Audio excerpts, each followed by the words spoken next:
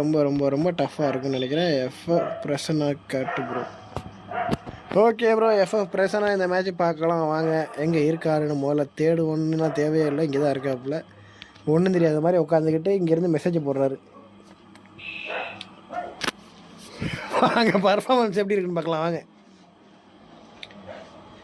Guys, Prasanna சொல்ல போனால் நம்மளுடைய ஒரு மிகச்சிறந்த ஒரு போட்டியாளர்னு சொல்லலாம்.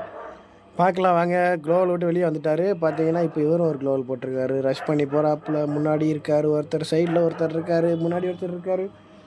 நம்ம பிரசன்னா டீமில் 2 பேர் டவுன் ஆகிட்டாங்க. பிரசன்னா மட்டும் தான் இருக்கார். பார்க்கலாம் வாங்க என்ன நடக்குதுன்னு வெயிட் பண்ணி பார்ப்போம். ஒரு 4 செம்ம டேமேஜ். பார்த்தீங்கன்னா பின்னாடி ஒரு வசிக்கல் ஒரு வசிக்கல் போயிடுச்சு. சாரி, சிரித்தது நம்ம வந்து என்றைக்குமே உண்மையாக சிரிப்போம், அதனால் கொஞ்சம் கொடூரமாக தான் இருக்கும். அதை கொஞ்சம் அட்ஜஸ்ட் பண்ணிக்கோங்க.